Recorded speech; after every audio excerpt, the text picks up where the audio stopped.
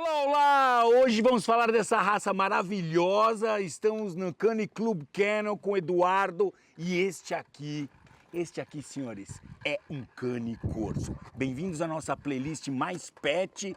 Já mete o seu like, porque você sabe que eu amo essa raça. Já aciona o sininho e, por favor, inscreva-se se você não é inscrito no nosso canal. Bora lá conhecer essa raça magnífica.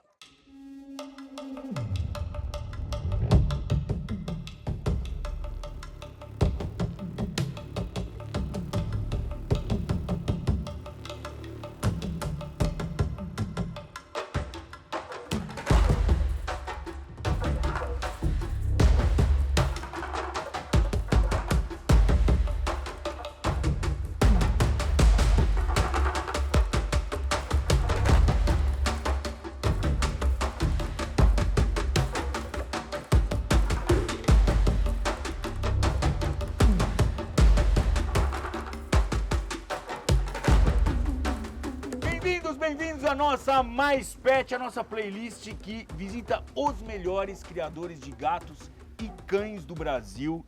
Importantíssima essa playlist. Hoje eu estou muito feliz porque estamos visitando um canil de um amigo que é o Eduardo, do Cane Club Kennel. Fechou. Bom tá aqui. A gente já gravou com você o Presa Canário. Certeza. Né? Foi um vídeo que rebentou, deu milhares de visualizações. E deve ter passado de milhão já, não Milhões. Eita, que maravilha.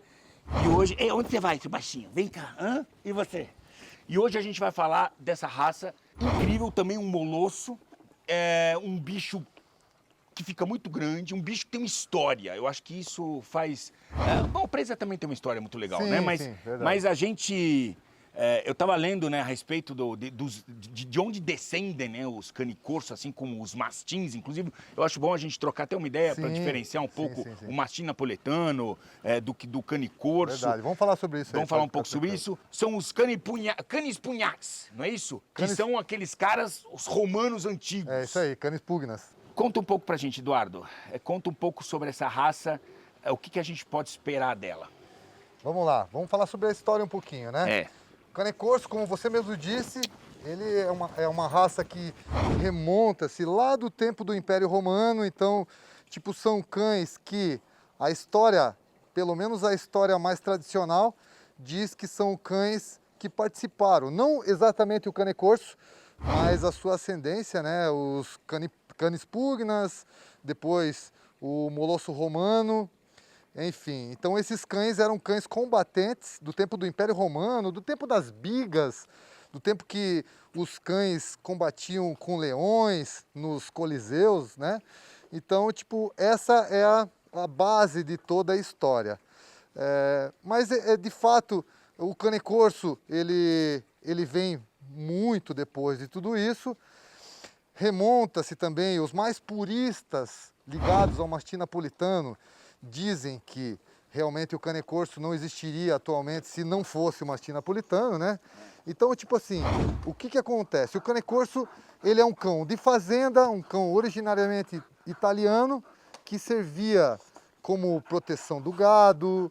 Ele é de Córcega, é verdade? Não. Córcega, na verdade, isso aí também é um outro dito popular, né? Que dizem que a palavra cane corso descende da cane da Córcega, que é uma ilha francesa bem próxima à Itália, mas que não tem nada a ver. Então, na verdade, naquele tempo, né, um pouco depois dessa antiguidade lá do tempo do Império Romano, começaram ali, bem na antiguidade também, tinham os cães, porém, outra vez falando, né, na sua playlist aí, que esse conceito de raça é muito atual, né? Esse conceito de raça tem 100 e poucos anos. E naquele tempo não tinha esse conceito. Então, todos os cães que tinham pelo menos esse perfil lá na Itália, eles eram chamados de cane da presa.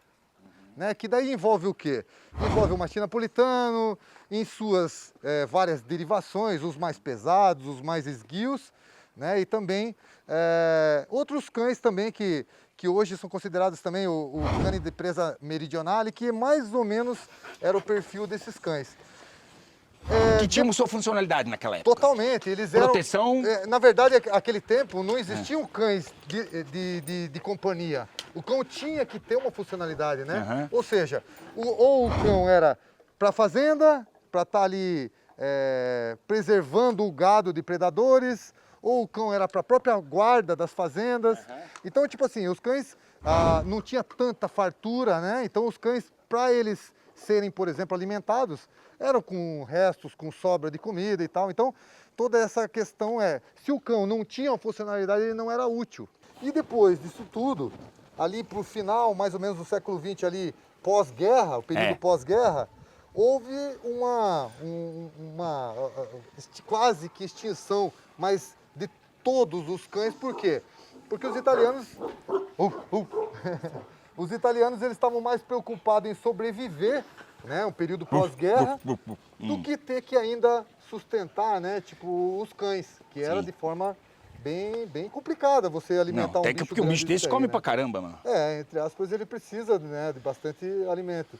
Então, nesse período, os cães ficaram em segundo plano, né, então, tipo, já não tinha, assim, um apego tão grande, porque entre ele proteger o meu gado e eu me alimentar, eu vou dar ênfase à nossa família. Questão econômica. Então, beleza. Então, chegando ali mais ou menos nos idos de 70, aí que começa um outro processo que daí também entrou... É o resgate. Aí veio o recupero da raça. Porque a raça já estava entrando em extinção, né? Então, o que acontece? Nesse processo dos anos 70, mais ou menos, alguns entusiastas, alguns apaixonados pela raça, que a gente pode citar Casolino, enfim, tem um juiz também, um juiz especialista, que é o Guido Vandoni. Vários desses entusiastas fizeram um trabalho onde eles reuniram os cães que tinham esse perfil para estar justamente selecionando e iniciando o que a gente chama de padrão rássico hoje em dia, né? Então, dessa tropa toda, dessa grande massa de cães que eles reuniram numa praça pública, eles acabavam selecionando os cães que tinham mais ou menos o perfil dos cães que eles até então ainda não tinham nome, estavam iniciando um trabalho para daí fazer todo esse processo de seleção para chegar no que a gente tem mais ou menos hoje, que são os canecorsos atuais, né? O canecorso, ele foi, depois dessa recuperação, do recupero da raça, ele foi reconhecido pela ENTE, que é a entidade italiana que gerencia toda a sinofilia, como se fosse a nossa CBKC. Eles deram início ao reconhecimento da raça em 94. Em 97, houve o reconhecimento provisório e 10 anos depois houve o reconhecimento daí sim oficial, né? O reconhecimento que existe até hoje. Deixa eu falar a respeito da Binomo 2 minutos. Tô na plataforma, tô com R$ 9.926 na minha conta real, tô olhando aqui os picos, né, que tiveram. Agora nós estamos tendo outro pico. Eu acredito que vai começar a despencar, vou preparar um investimento de R$ 400. Agora acredito que vai estabilizar e vai começar a ter queda. Vamos acompanhar. É isso aí, vamos descer. Vamos cair, vamos cair, vamos cair. Excelente, excelente. Mantém. R$ 400 investido, R$ 732 foi o meu rendimento. Para depositar ou para sacar, você tem diversas maneiras diferentes de movimentar. E para falar com essa turma também da Binomo, você entrar aqui em suporte, vai no chat e aí é só mandar o seu recado para os caras. Beleza? Quando você começa a avaliar os gráficos, entender como eles funcionam, aí você começa a realizar bons investimentos. E a Binomo quer que você se dê bem. Então ela vai te dar uma conta demo com $1.000 para que você possa realmente treinar, ficar bom e a partir daí abrir a sua conta real e com R$ 400 você já está fazendo investimentos. Os caras te atendem 7 dias na semana, 24 horas por dia, através do chat. É uma empresa super conhecida, ela está no mundo inteiro através da internet e tem um link na descrição do vídeo que te leva até a Binomo para que você possa conhecer. Tá, gente, hoje o país líder, vamos dizer assim, o mais reconhecido, ainda a Itália, onde surgiu, ou já a Inglaterra, ou... Não. Ou Estados Unidos? A Itália, na verdade, ela teve um probleminha que eu acho que foi acabou afetando diretamente o poderio dos italianos e todas essas coisas, que foi a primeira coisa que eu percebi, eu estou dando a minha opinião pessoal aqui, foi com a proibição da conchectomia e da caudectomia, que na Itália também foi proibido. E quando aconteceu isso, foi bem nessa época que os países do leste europeu, e a Rússia principalmente, começaram a se desenvolver de uma A Rússia, maneira... parece que está tomando um cenário, um papel importante, né, na questão da criação, né? Eu vejo muitos criadores falando de Rússia, Eles em são diferentes bem raças. fortes, bem fortes mesmo. E o leste europeu também, tem vários Aham. criadores assim que são de renome internacional. Então, o que acontecia? Os criadores desses países chegavam na Itália e acabaram por adquirir todos os principais exemplares que tinham, né, Aham. na Itália, e começou a desfalcar a Itália de material genético.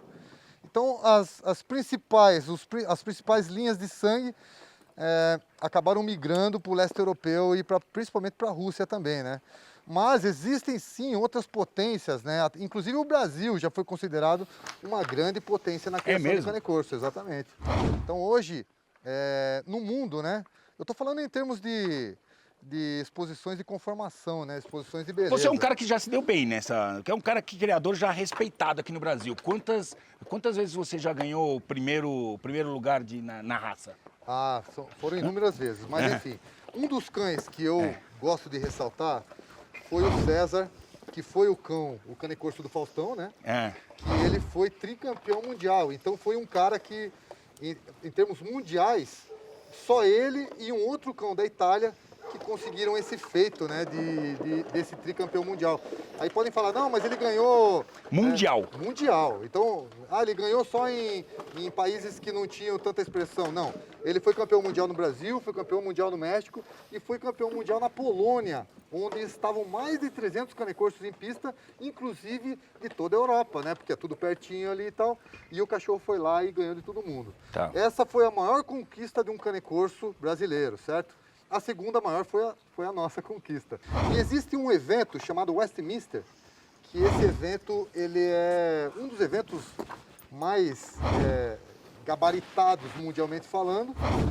E esse evento ele acontece em Nova York e ele para praticamente a cidade toda. Em 2010 ele foi reconhecido e a sua primeira aparição nesse evento Westminster, tivemos a felicidade eu tinha uma cachorra na época que estava fazendo um ranking americano e essa cachorra ela foi foi o melhor sexo oposto desse evento Westminster na primeira aparição do cane-corso nesse evento tão glamuroso, ou seja, para nós isso foi uma questão Um baita reconhecimento.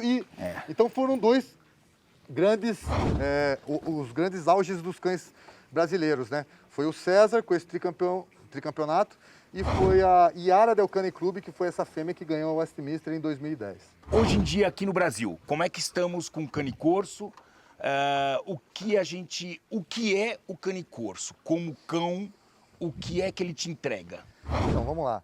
O Brasil é um país que consome, pelo menos no que a gente percebe, consome muito, necessita muito de um cão de guarda, mas que também seja um cachorro bom de companhia, né? Um cachorro que seja fiel, um cachorro que seja confiável a crianças, a idosos, a essas coisas. Então, tipo, o Brasil, até pelo perfil de que tem, né, um país violento, um país que tem muita criminalidade, é um cão que se enquadra perfeitamente, né? Porque até então, o que era bastante utilizado no Brasil eram os filas brasileiros, Rottweiler, pastor alemão.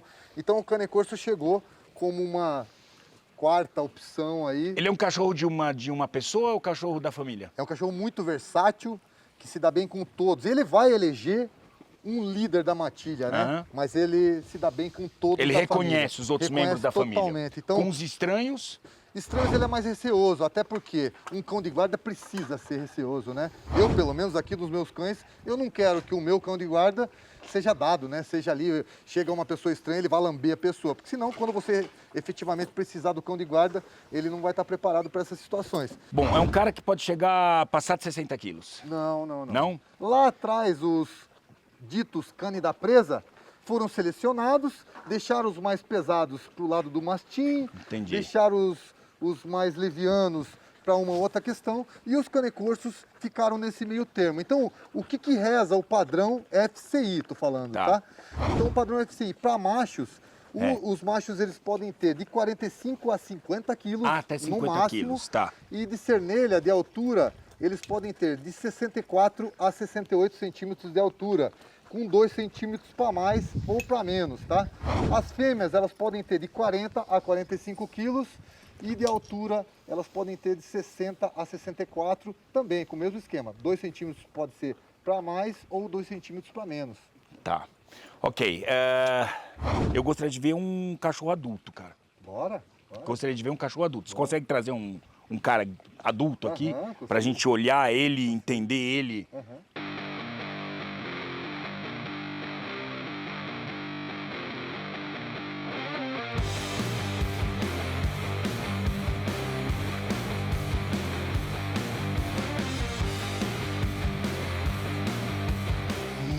Cara. Esse é um cão jovem, na verdade.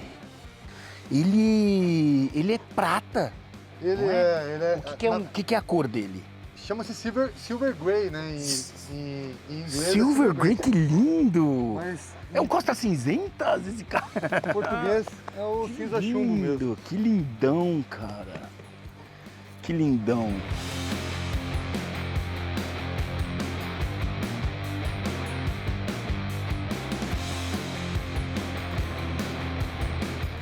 O Cane-Corso, ele tem um olhar que é peculiar, é dele.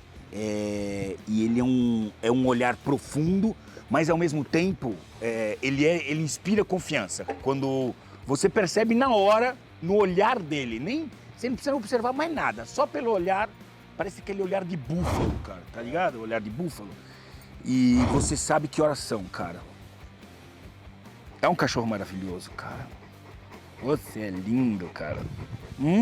Nossa, que cor maravilhosa. Bom, e eu gosto, como eu estava falando, eu gosto dessa projeção dele, esse focinho um pouco mais projetado. Na verdade é o que pede o padrão, né? O padrão, ele exige que seja uma proporção de 2 da base do crânio, 2 partes, para 1 de fuço. Entendi. Então, se você vê essa proporção errada, ou o fuço menos dessa proporção de 1, aí já começa a ficar muito achatado, como você disse. Aí começa a ter esse estereotipo de cães boxerados, né? Que na verdade eu acho que é o maior mal que a raça vem sofrendo, porque até então, hoje em dia, o Cane-Corso padrão, que o cão modelo, que foi o modelo para o reconhecimento da raça, é um cão que chama-se Basir. Você vê a cabeça do Basir, é exatamente nessa proporção, de 2 para 1. E hoje já estão considerando, né, estão até mudando um pouquinho o nome para Modern Cane-Corso, que são os cães com tipo esse perfil mais de bully type, não sei se tipo mais perfil de valentão, sabe? Aquele cão que tem uma expressão mais fechada ou coisa parecida. Que para chegar nessa expressão, você necessariamente precisa estar colocando já um prognatismo acentuado, coisa parecida, que vem entre aspas, prejudicando a raça. Então, mas isso né? não modifica a essência da raça? Totalmente, totalmente. O cão fica com problemas respiratórios, inclusive. Não, né? e um cão, se a gente pensar que esse é o veio de um cão de guerra, Exato. tudo que eu quero é que ele tenha capacidade pulmonar, respiratória, que ele seja pulmão, um atleta. Coração, Um atleta. Exato, É um atleta. Exato. Um atleta inato. Então, na verdade, todo esse conceito voltado a somente o fenótipo que começa a degradar as raças, né? Vídeo Rottweiler, vídeo Pug, vídeo várias outras que vem sofrendo com esse achatamento da cana nasal. Então, o Cane-Corso que eu cultivo é o que reza o padrão. Ah, mas o padrão não sei o quê. Não, é o que eu sigo. É o padrão Ente, é o padrão que foi revisado pela SAC italiana e é o padrão que a CBKC também impõe aqui aos seus associados, né? Tá, no Brasil, quando a gente fala... a primeira vez que eu ouvi Cane-Corso foi lógico, é um cara da mídia, né? Foi o Faustão, né? Foi a primeira leva cara, de corso? Assim, ó, tem uma história bem interessante, cara, que eu fui atrás dessa história porque eu já me considero um historiador aí da raça, né? Então eu vou bastante a fundo e fui no âmago. Dessa vez eu fui a fundo e fui conversar com a senhora Magda Colares, inclusive, que foi hoje é a ex-mulher do Faustão, né? A Magda Colares, ela foi, todo mundo considera o Faustão aqui no Brasil como sendo o patrono da raça, né? Bom, ele tem mídia, né? Tem mídia e tal, beleza. Porém, o primeiro brasileiro, até onde a gente saiba, o primeiro brasileiro a ver um cane corso foi a senhora Magda Colares, em Roma, em 1996. Ela que mostrou pro Faustão o cane corso, e daí foi um amor à primeira vista, né? Então a história remonta lá, que o Fausto estava, que nessa viagem de férias que eles estavam lá no... O Faustão também tinha bastante fama, né, na Itália e tal, e ele teve esse primeiro contato com a raça, ficou apaixonado pela raça, voltaram embora e eles foram presenteados com um casal, que é um cão chamado Franz Detto Aslo e uma outra fêmea chamada Roma. Então esses foram os primeiros canecorsos a pisar em solo brasileiro. Então depois disso, houveram outros criadores, inclusive aqui um criador de Curitiba, que logo na sequência já importou 2 cães de uma linhagem chamada Deliome, também os cães fulvos, bem bonito. Também tinha já essa proporção. Esses cães mais antigos, que o Fausto trouxe, os primeiros exemplares a vir para o Brasil, era com essa característica já do fuço mais alongado e tal, né? Porque eram cães que não sofriam tanto com o modernismo dos dias atuais. Então o que aconteceu? Esses cães, depois do Fausto, veio alguns outros criadores, né? Posso citar aqui o Canil Corros do Rio de Janeiro, que também foi um dos precursores. O Canil de Leone, que foi o primeiro canil do Brasil, do Faustão, ficava em São Paulo, Mairink. Depois disso, o Canil Jomaiana também, que teve sucesso lá com o César. Depois teve o próprio Wagner Ávila também, que trabalhou bastante o Wagner pela trouxe, raça. Foi um dos entusiastas que mais ajudaram assim, né, a evolução da raça no Brasil. Inclusive o Wagner foi um dos primeiros que, no meu reconhecimento, que foi uma das primeiras pessoas que investiu nesse lado mais funcional do cão. Sim. Que tinha cão do Wagner que estava no campo, tocando gado, tinha cães fazendo proteção, enfim, foi um criador bastante importante, se eu não me engano era República Animal, que chamava o criador dele. E eu pertenço a já se eu não me engano, uma 4ª geração de criadores, que eu iniciei em 99 e desde então, atualmente eu sou o mais antigo no Brasil em atividade, né? Que gostoso, hein, papai? Que é babar a gente todinho, né? Vai babação. Se você pretende ter um cane corso, o que eu recomendo, eu acho uma raça... Tô apaixonado. Hoje, pra mim, é a raça que eu mais sou apaixonado. Você não pode ter nojinho. Ele é um cachorro que vai babar em você. E isso faz parte desse ritual e dessa magia de ter essa raça maravilhosa. Nós vamos ter um longo caminho a percorrer com você aqui, Eduardo, né, para conhecer um pouco mais sobre a sua criação. Estou muito feliz de poder estar aqui, porque também. Vocês têm um exemplo, vocês vão ver que exemplo de infraestrutura, que é justamente o próximo episódio, que exemplo de infraestrutura que a gente tem aqui. E é isso. Para esse primeiro nosso contato, vai começar o som do vizinho, então nós nos despedimos, tamo junto, deixa o seu like, não deixa de dar o like pra gente, isso é importante pra gente dispersar esse conteúdo o mais longe possível, afinal de contas criar é legal em todos os aspectos que essa palavra significa e também criar é preservar. Tamo junto, obrigado Eduardo, valeu. Até a próxima, valeu galera.